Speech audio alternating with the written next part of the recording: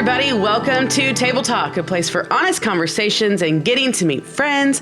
I'm Betsy Thompson. I'm so excited to get to introduce you to Jeremy Holzbach. Hi. Yay, Jeremy's here hanging out with us. Listen, you probably, if you are a Sagemont person, you probably recognize Jeremy because we are blessed. And my bald head. And your bald head. I didn't say that, he did. No, I'm just kidding. But we see you a lot of times on Sunday mornings. Sure. You help lead us in worship. You're up in the choir. If you're a lady and you've been to holiday celebration in the last many years, you recognize Jeremy. He's been Elvis. You have been what was the carnival guy? Greatest Showman. Greatest Showman. Willy Wonka. Willy Wonka. Alvin, Simon, Theodore. That's right. Y'all. Couldn't have done that without Wes and. That's right. And, all the crew. Jordan Baker. Yeah. So I. As the women's ministry director, am very, very thankful for Jeremy and his willingness to constantly come and entertain the ladies at holiday celebration. VBS too. Yes, VBS. I've enjoyed being able to do as well. Right. Are you doing this year's? We are. Yes, it's going to be great. Exciting. It's a great theme.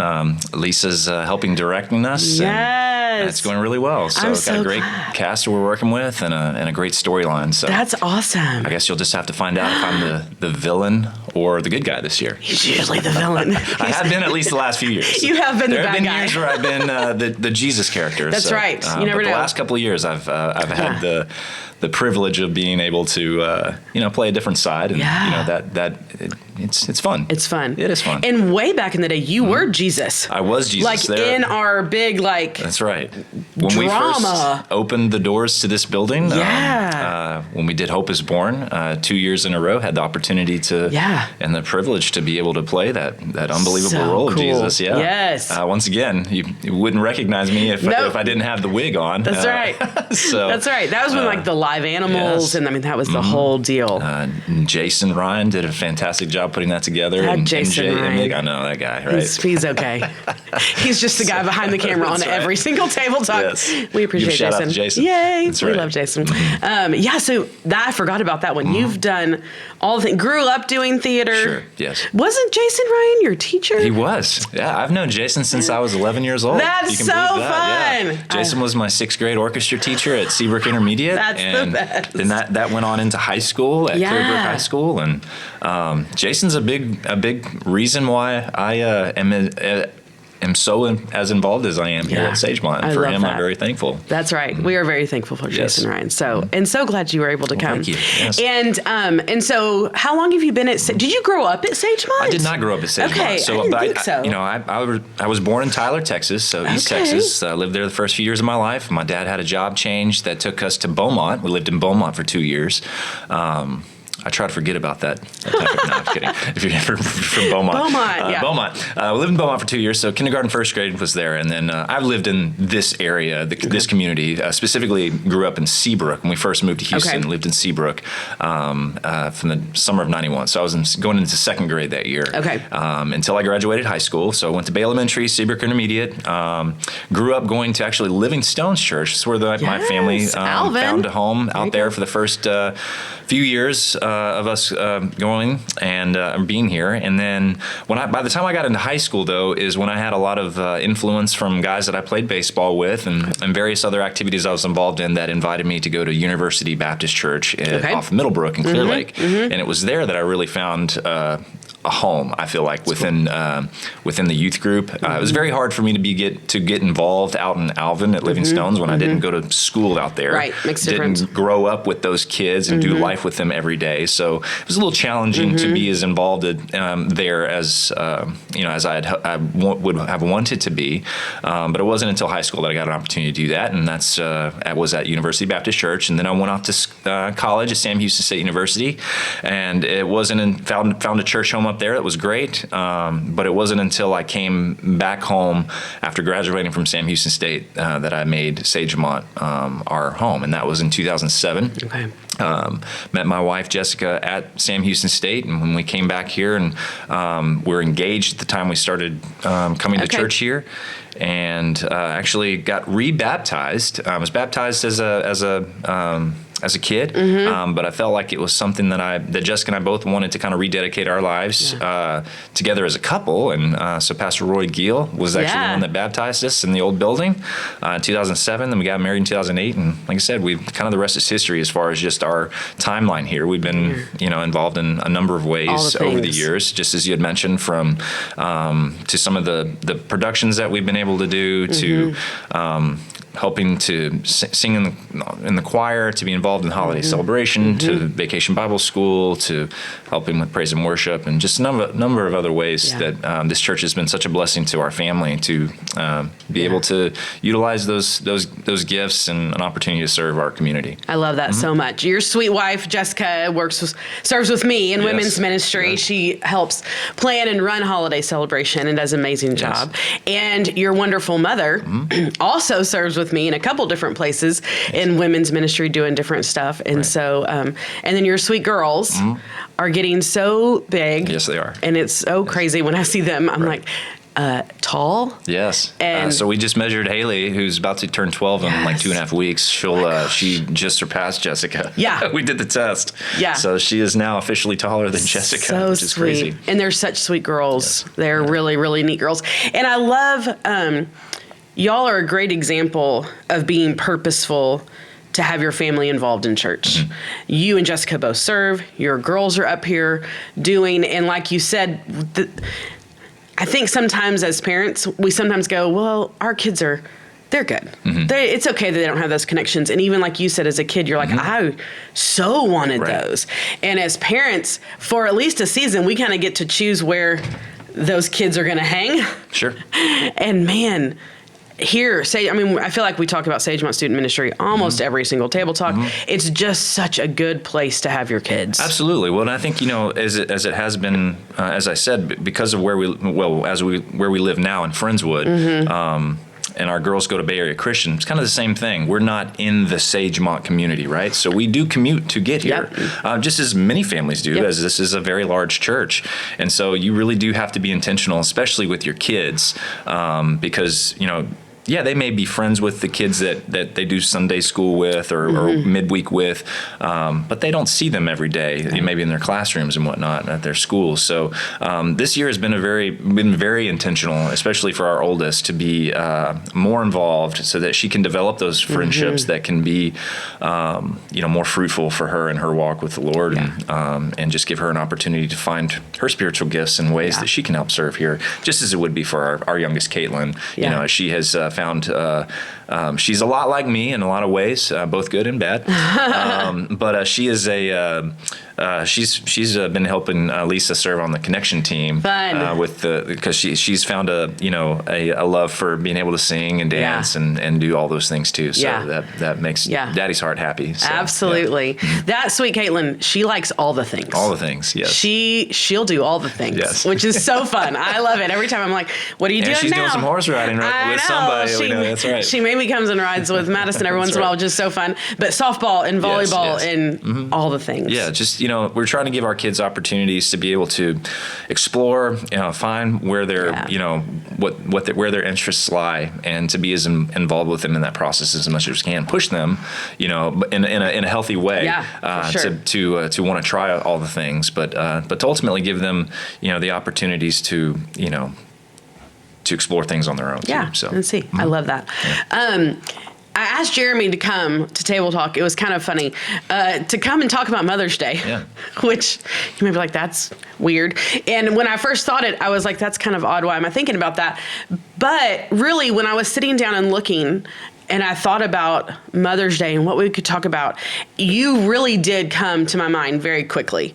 And a huge part of that is because I see how well you love your wife, who is the mother of your children. And I also see how well you love your mom, and how special that relationship is for you with her. And I get to see that because y'all are all here, and so I get to see you interact with them. And so I was like, you know what? I just want you to come. One, because I think it's so important for men to sometimes process through, what do I do on Mother's Day? Sure. Like the world it's kind of like a Valentine's Day where you're like, the world makes it a huge deal. How do I love my wife the way she'll feel loved. Sure. Right? Because that's not necessarily flowers for maybe everybody didn't love that. Right. And then at the same time, encouraging your children, because it's really their mom that they're Correct. celebrating. So how do you teach them that and encourage that? And then also making time to honor your own mom and figuring all of that out. And so I was like, we're just going to talk about some of that. So let's first start with your mom. Sure.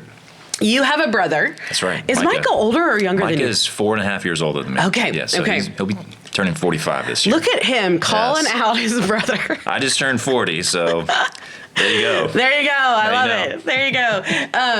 And so it's the two of you and your sweet mom. And you and her, and granted, this is from the outside looking in, have a really sweet relationship. And I think it's very interesting that y'all have worked together. Sure. So it's been, and a lot of people are like, don't ever work with family. Y'all have, and you still talk to each other. You still seem to like each other. Some days, right? Yeah. Right? Yeah. So talk about just over the years, how have you been purposeful to go, this is my mom, this relationship's an important relationship? Yeah, well, my mom has always been there in so many ways for me and my brother growing up. When she wasn't working, she was actively subbing at our schools to be involved with us. She was at every baseball game, every, other sporting event, every music event,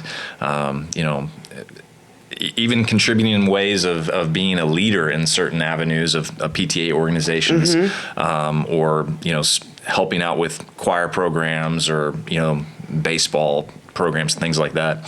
So she's always been there, and in the moment, I think as a kid, there are certain aspects where you're like, "Oh, Mom, what are you doing here? Why are you taking these pictures and all of these things?" But when I look back on those years, I'm very thankful that she was there, because there are a lot of kids who don't have that in their lives, and so it's something I have really tried hard not to take for granted. Because once again, as with any parental relationship or relationship in general, there are always, as human beings in our sinful nature, for us to maybe lash out from time to time, and it be received, from in both ways, of just things as we get older. But I've been so fortunate and blessed to be able to have her, and to be, to grow up and do life now with her around, as it is with my dad as well, and having them locally, because once again, had things, looked different from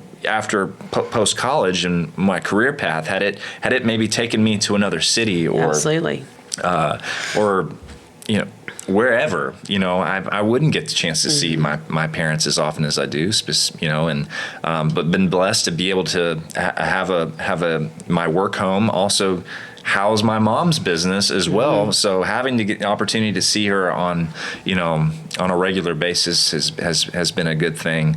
Even in the rough days, because once again, at the end of the day, it's something that I'm trying to do now, and encouraging of my daughters is the importance of family, and having those people in your lives, because at the end of the day, they're going to be the ones that are with you through the thick and the thin. That's right. And I've been so thankful that my mom has, poured into us over the years, and been able to instill those values of hard work and just, having her as my biggest cheerleader in all that I do. Even when I feel like sometimes it's a little embarrassing, but she's doing it like, Mom, come on. But, very, very thankful to, have her in my life the way that I do. Yeah. Over the years, how have you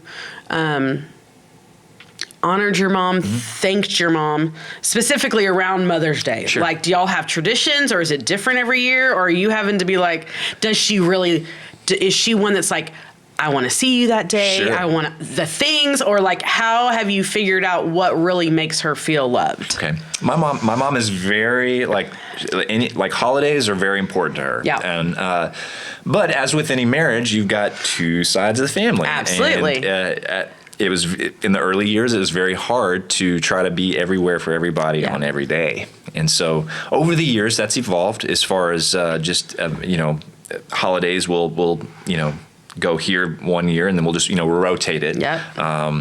Or we'll just celebrate on opposite day or, different days. Yep. So that, that because we are in such close proximity to not only my family, but also Jessica's family. Yes. It's a blessing and a curse, right? Right. Yes. In that sense, right? Yes.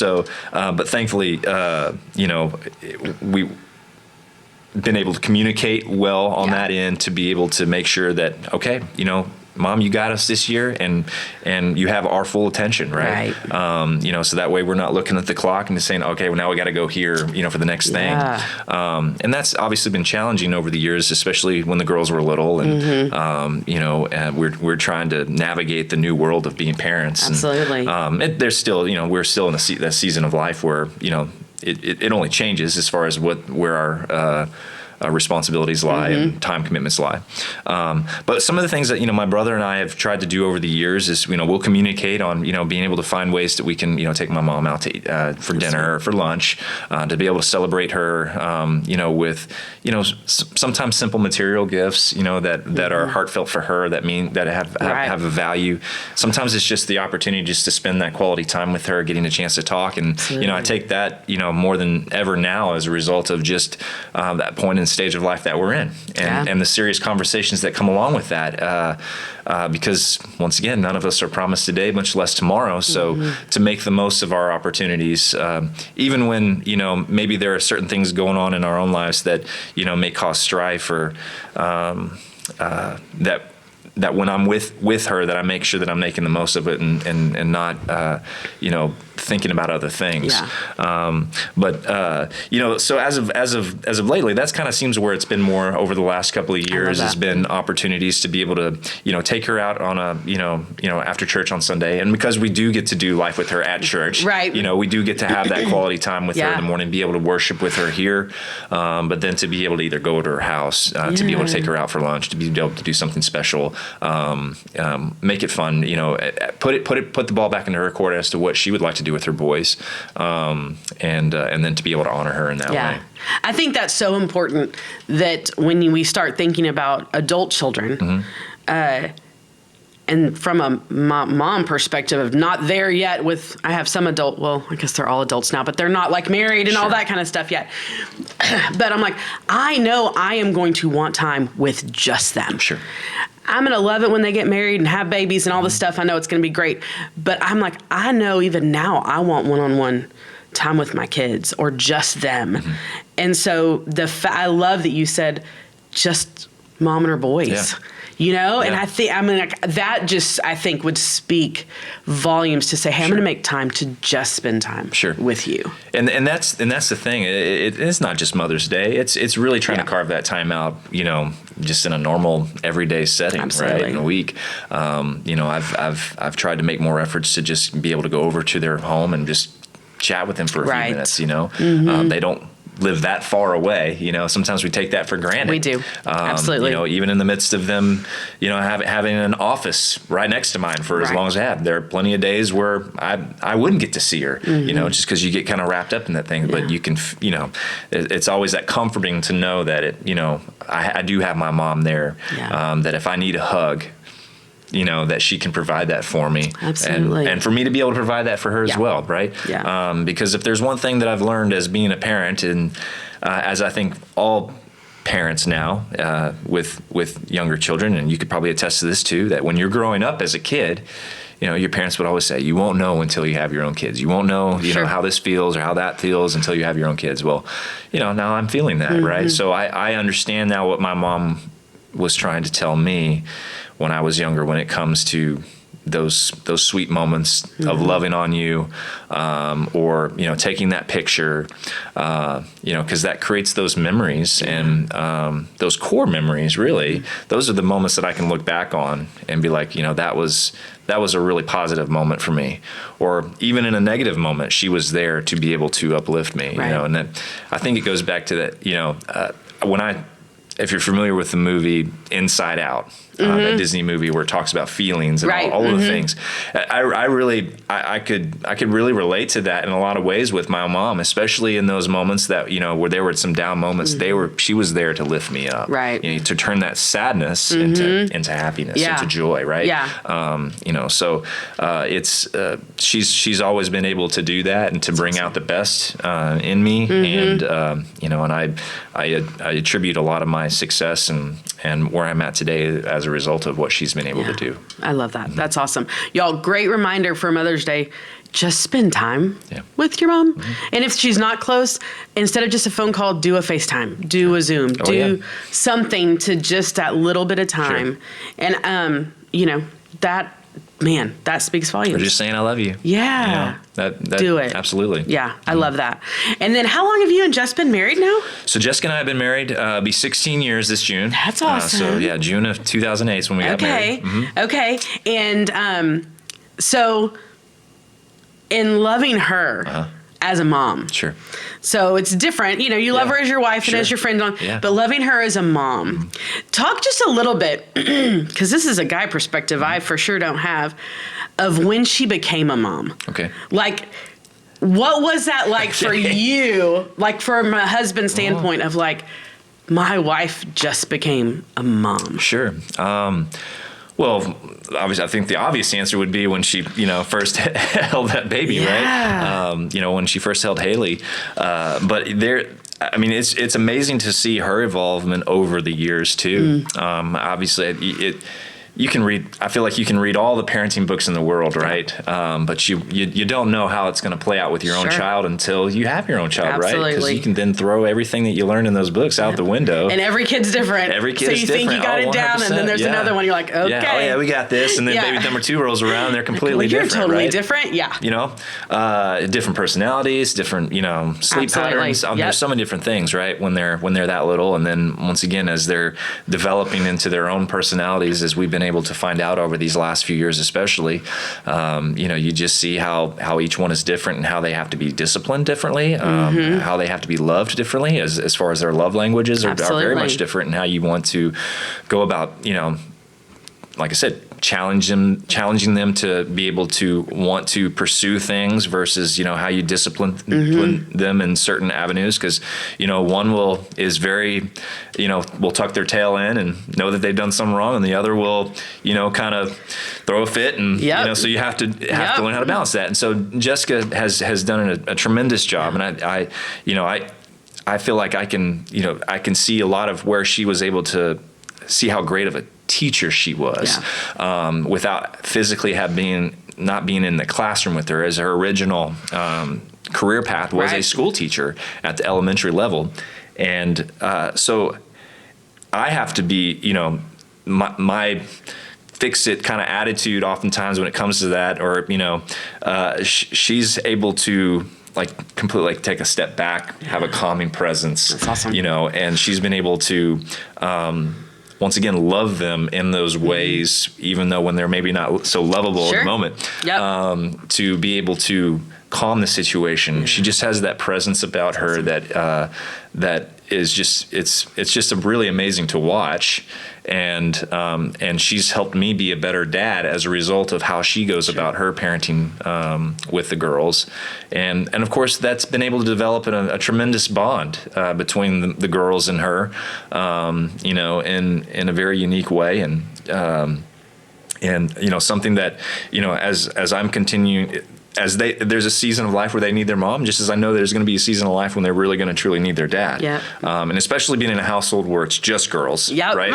I've had to kind of take a step back in a lot of ways because of the different things that they're navigating through. That dad just, for me, I just don't have what is necessarily needed in that moment, that they need their mom to help them through. And it's been so amazing to see the girls be receptive to what Jessica is able to do in those moments. And then, that's where we partner together to be able to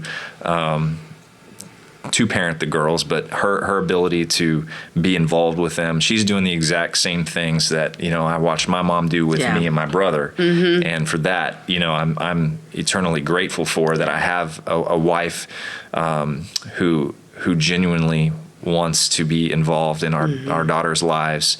And even in the midst of running her own business and doing all the things, she's able to really, conquer all of those things and to do it well. Even when she may not always feel like she does it well. Right. Yeah, she's awesome. Excuse me. Have you had to have the conversations, or how has it gone in your home talking to your girls about them honoring their mom, them being kind to their mom on those days when you're like, whoa, whoa, whoa? Yeah. I'm assuming you have to do that. That's pretty much all, right? But I know from when my husband's done that for me, what that speaks to me when he steps in and goes, whoa, this is your mom. Right. I mean, hopefully you don't have to say that very often. Sure. But I'm sure that you do. Oh, yeah. But just even talking to dads maybe and going, why is that important? Sure. Well, and I think, once again, she's been the example that these girls have needed. And they've watched, once again, as her career path changed. She started a Mary Kay business in the, before we had the girls, and was able to be very successful very quickly with that, and has had her business now for the last 14 years. And so they've watched nothing but, mom being able to juggle and do all the things, but to once again juggle and do it well. In the early years, there was a lot of times when mom was working later in the evenings, would have to leave to be able to go run her business, but it got them an opportunity to see, hey, mom is independent and working on her business, and this is to support our family so that we can go to Disney World or whatever the goal was, so that they could understand, because as a child it's hard to understand why is mom gone, or why does dad have to go to work, or and the same things that I had to do the same things when I was a kid, that dad was at on the road for work, or wasn't maybe going to be able to be at this game just this time around. We think as kids that they're just always going to be around with, and that just money grows on trees and, everything's going to be great. Right. And so early on, I think that's been a way for her to be able to show that level of leadership and commitment to her business, commitment to our family, to do what's necessary to support them, and the things that as they showed interest in certain sports or dance or art or whatever they wanted to be involved in, they had to show them like, hey, this is what we have to do in order for us to be able to provide for you to do these things, right? And so as with any child, they have their moments, going to your question, of attitudes and things of that degree. And once again, this goes back to an understanding of how your kid responds to that level of discipline. And that's where I have reminded our girls in those instances over the times, and not many, but there have been plenty of times over the years in various degrees that we have I've had to step in and be able to remind the girls of the sacrifices that their mom has made in order to be able to do the things that you guys want to do, and to be appreciative and grateful of those things. And so if mom says she has something going on, to not get upset with her as a result, to love your mom in these moments. Absolutely. And to appreciate what it is she's doing in those sacrifices that are being made. I love that. And of course we know Mother's Day isn't a super fun day necessarily for everyone, right? We have to hold both of those things. We know this Mother's Day will be, for a lot of people, their first one without their mom. We have, just even broken relationships where you're like, I can't just call my mom. I can't just stop by. We understand that. And we know for a lot of people, it's women that want to be a mom, that haven't had that happen yet. Or for so many, one of the things y'all walked through is miscarriage. Correct. And walking through that, and having to hold both the joy and the sadness in that. How many years ago has that been now? So that was 2016. Okay. Once again, we were blessed to be able to have two beautiful, healthy baby girls. As far as we know, as to when we first started trying for our first child, there were no complications. Right. We were able to get pregnant with Haley, and likewise again with Caitlin. Mm-hmm. We talked about having at least 3 children, so when I learned, I guess that was on my 32nd birthday, that we were going to be pregnant with our 3rd child. And I remember this vividly because Jessica decided to, on my birthday morning, make me breakfast. I had eggs and bacon and pancakes. And, I just thought this was just another great little birthday present for myself. And as I'm opening it up, it's the pregnancy test, and sure enough, we're pregnant. And I was shocked because even though we wanted another child, we weren't necessarily actively planning at that point. But if God was going to bless us with another child and it was in His will, then He was going to. So we were excited about that process. And at that time, I don't recall necessarily how far along she was, but she probably 4 to 6 weeks, somewhere in there.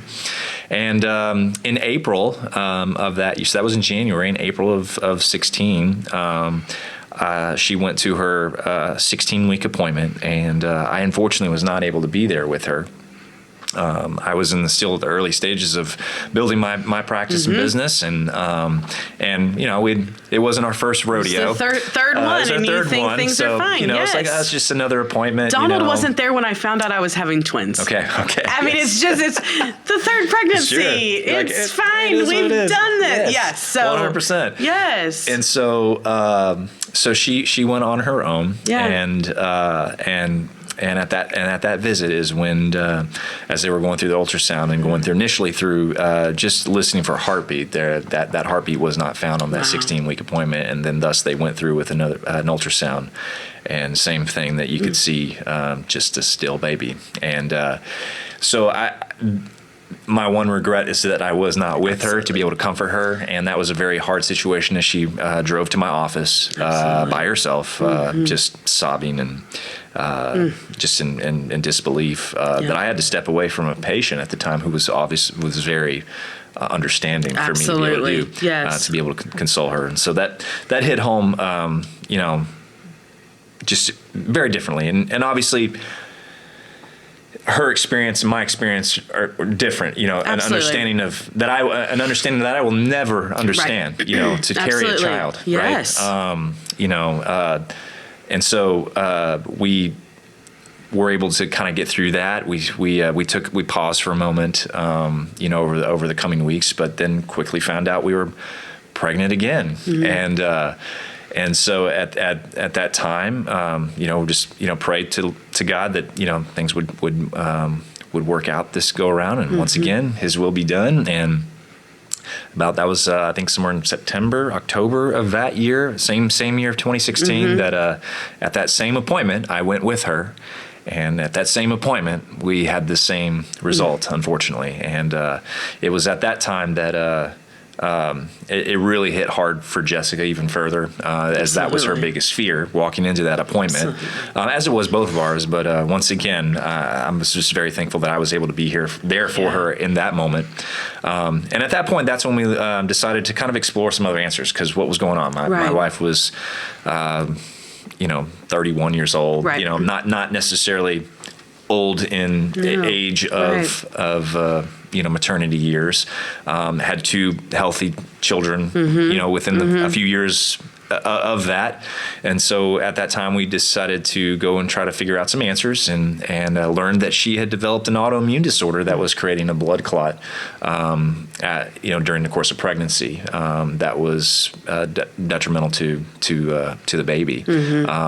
Her health wasn't in jeopardy, but the jeopardy of the baby was as a result of that blood supply not getting to the baby. And so, so to learn, of two 2 children. Those were going to look like those were going to be our boys. Yeah. It was Ethan and Caleb. That's their names.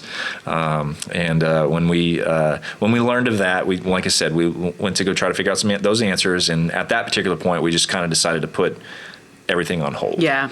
And to go through that grieving process and mourning. And as a result, that really just allowed us to be able to come together closer. Help our children, as they were still very little at the time, and didn't fully grasp, but they do today, and understand, that they still talk about Ethan and Caleb, and that one day, and it gives us an opportunity to share, once again, the joy of what we believe as Christians, and the the acknowledgement that if you've accepted Jesus as your Lord and Savior, that one day you're going to see them. And, we've utilized that as an opportunity to be able to witness to our own children. For sure. And to others, because it's if there's one thing we learn through that is that you are not alone. Many have gone through it. Absolutely. And we've always felt that if we can talk about it and to be able, it's given us an opportunity to share our faith through that process. We look, probably selfishly now, I'm praying God, if you want me to get pregnant or want us to get pregnant, that you will, but we're not actively trying. So at this point, it's like I feel like I'm a little old for that. Yeah, so they're past that stage, perhaps. That's right. Now listen, the number of people in church right now laughing, going, "Listen, I had a senior and then got pregnant." It happens. That's right. Right. It happens. Yes. One thing I know about Jeremy, and I would say this to y'all, I think so often when couples go through miscarriage, rightfully so, the focus is on the mom and the woman and her body and what she's having to go through and the emotion of that. But we don't ever want to overshadow the fact that the dad is walking through that too. Yeah. And I love the fact that you and Jess have been purposeful to say, hey, we'll talk with you about this. And if there's people walking through that right now, I know Jeremy and Jessica would be more than willing to sit down, because I have a million questions of like, how did it bring you closer together? What did y'all do to make sure it didn't push you away from each other? How did you support her? How did she support you? How did y'all walk through that? Because y'all have a very strong marriage, and we know that doesn't just happen. You have to be so purposeful with that.